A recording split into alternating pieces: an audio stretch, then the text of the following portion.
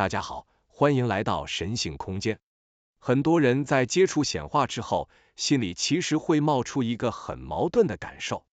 一方面，你听过很多人说显化很自然、很简单，是每个人都能做到的事，但另一方面，你自己却怎么试都觉得不顺，甚至开始怀疑是不是只有少数人做得到，而自己刚好不在那个行列里。于是，显化慢慢从一件原本让人充满希望的事情，变成一种压力。你开始检查自己的想法够不够正面，信念够不够强，情绪有没有掉下来，甚至怀疑是不是哪个步骤少做了，哪句肯定语念错了。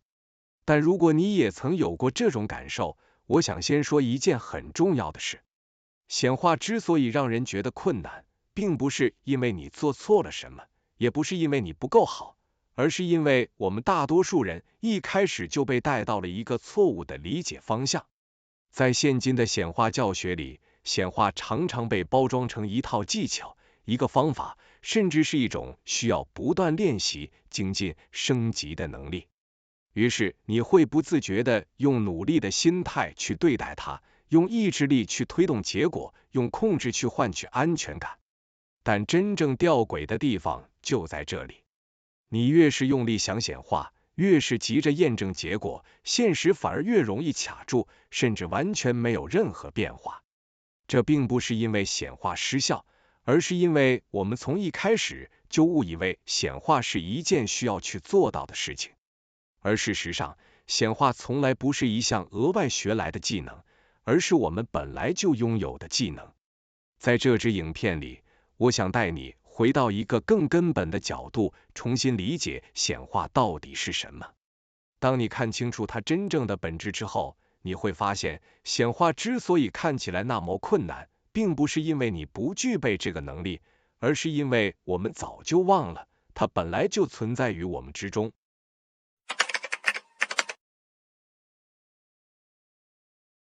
如果我们先暂时放下所有显化的方法与技巧，回到一个更根本的问题，其实会发现一件很关键的事：显化之所以被我们误解，很大一部分原因是因为我们从来没有真正理解我们是从哪里来的。在之前那一支谈灵魂渴望的影片里，我有提到过一个核心观点：我们的灵魂并不是偶然出现的存在，而是源自最初的神性本源，那是一种无限高密度、无限能量，同时具有意识的纯粹能量状态。宇宙、万物、星系、时间、空间，乃至于无数的灵魂，都是从这个本源中分化、展开、显现出来的。稍后在本集片尾或下方影片说明中，我会放上影片连结，请务必前去看看。再回头来看看这个神性本源，本身就具有一个最根本的特质：创造。创造不是他努力去做的事情，而是他自然存在的状态。他透过分化来体验自身，透过万物来感受自身，透过不同的形式来认识自身。也正因为如此，源自这个本源的我们，并不是与创造力无关的旁观者。相反的，我们每一个人从存在的最底层结构来看，本身就承载了这股创造的本质。从这个角度来看，显化就不再是一种后天学来的能力，而是创造力在三维世界中的一种展现形式。它不是少数人专属的天赋，也不是灵性修行者才拥有的特权，而是所有源自神性本源的存在本来就具备的特质。只是问题从来不在于有没有，而在于记不记得。当我们越来越认同自己只是这个世界中的一个渺小个体，越来越被分离感、比较感、匮乏感与恐惧感所牵引，我们就会慢慢忘记自己其实并不是站在创造之外。于是，显化才会被我们误解成一件需要用力争取、努力换取的事情。而这种误解，也正是后来所有焦虑、期待、控制与失望的源头。真正的关键，并不是你会不会显化，而是你是否仍然活在那个与本源一致的存在状态之中。当这个状态被遗忘，显化才会看起来遥不可及。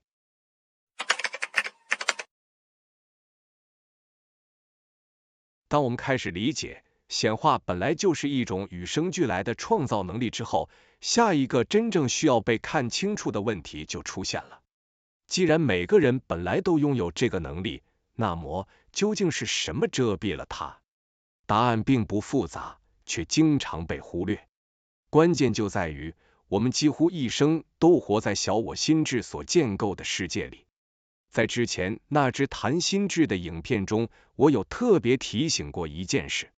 心智本身并不是敌人，它原本的功能是用来分析、记忆、比较、预测，协助我们在三维世界中生存。但问题在于，当我们错把心智的声音当成真正的自己，心智就会从工具变成主导者。而显化最容易卡住的地方，正是在这里。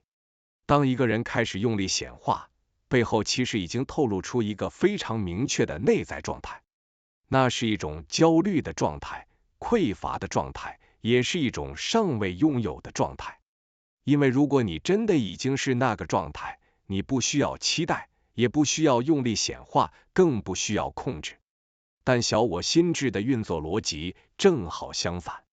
它总是透过还不够、还没发生、必须赶快实现来制造行动的动力与存在感。于是，显化在心智的诠释下，就变成了一场追逐结果的过程。这也就是为什么越是用力显化，越是急着看到结果，越是想控制现实，显化反而越容易失效。不是因为宇宙没有回应你，而是因为它正在非常精准的回应你的状态。显化从来不是回应你的语言，而是回应你的存在状态。当你的内在状态是我还没有成功，所以我在期待成功，那么你正在发送的其实是一个尚未拥有的讯号。于是，现实所映射出来的，自然就是一个持续处在期待中的现实。你越是用力想显化，它就越完整的显化出你正在用力显化的状态。换句话说，它给你的不是你想要的结果，而是你内在真实状态的延续。这正是小我最精巧的幻想，它让你相信，只要再多做一点，再想对一点，再控制的更好一点，结果就会出现。但同时，它又牢牢的把你锁在悬没事的状态里。真正的显化从来不是变成，而是显现。当你尚未转化成已是的状态，显化自然只能反映出尚未的世界。这也是为什么显化真正的关键，并不在外在技巧，而在于你是否仍然被小我心智牵着走。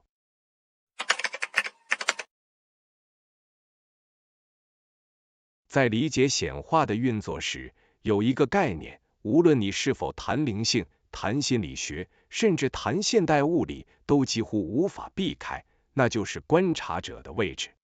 在量子力学中，观察者效应指的是微观粒子的状态，并不是在被观测之前就已经固定完成，而是在被观测、被测量的那一刻，其行为才会呈现为某一种确定结果。这个概念本身并不是在说人用意念改变物质，而是在指出一个更根本的结构事实：结果并非独立于观察而存在，而这个结构恰好与显化的运作逻辑高度一致。显化从来不是你去想一个结果，世界照单全收，而是你是以什么样的内在位置站在这个世界之中，观看它、诠释它、参与它。你所站的位置本身就已经决定了你能够看到什么样的现实。如果一个人嘴上说自己相信显化，但内在的观察位置其实是焦虑的、怀疑的、匮乏的，那么他在观察世界时，潜意识会自动搜寻、放大、确认还没发生、还不够，是不是又失败了这类讯号。久而久之，他所经验到的世界自然就会回馈一个尚未完成、仍需努力、仍在等待的现实版本。这也是为什么显化并不是一套技巧，而是一种存在状态的回馈系统。量子力学的观察者效应并不能直接证明显化，但它提供了一个极为重要的理解角度。你不是站在世界之外看结果的人，你本身就是系统的一部分。你的信念结构，你的情绪频率，你对自己是否已经是那个状态的深层认知，早在事件发生之前就已经参与了现实的排列方式。你不是在等现实改变之后才相信，而是你相信的方式决定了你能参与哪一条现实轨道。所以，当我们说显化的关键在于已示，并不是要你假装成功，催眠自己，逃避现实，而是要你看清，你现在是站在一个等待结果的观察者，还是一个已在结果之中的观察者。这个观察位置一旦不同，你所经验到的世界就会开始呈现出完全不同的回应，而这正是显化真正无法绕过的核心。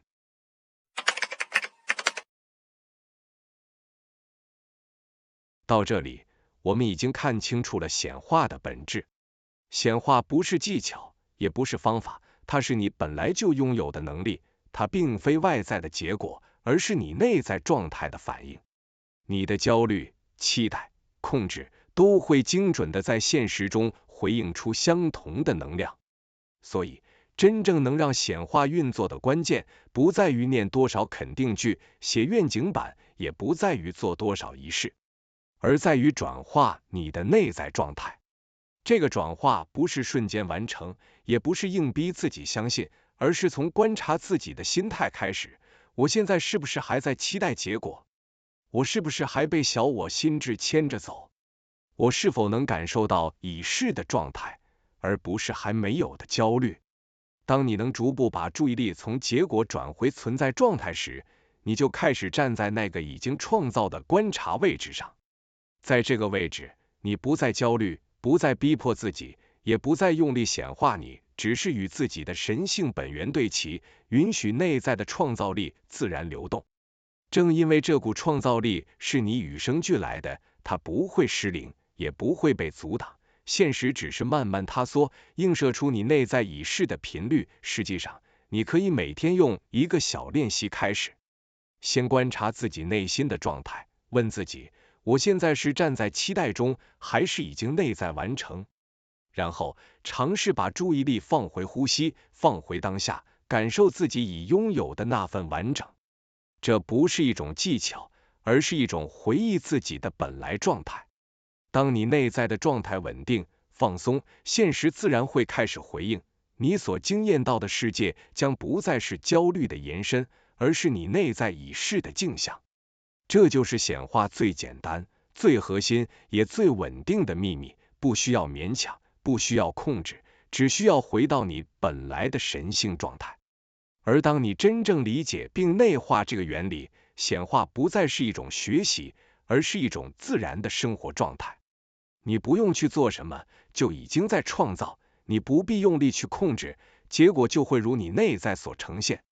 感谢您收看今天的影片，喜欢的话请订阅、按赞、开启小铃铛，您的支持是本频道创作的最大动力。我们下期再见。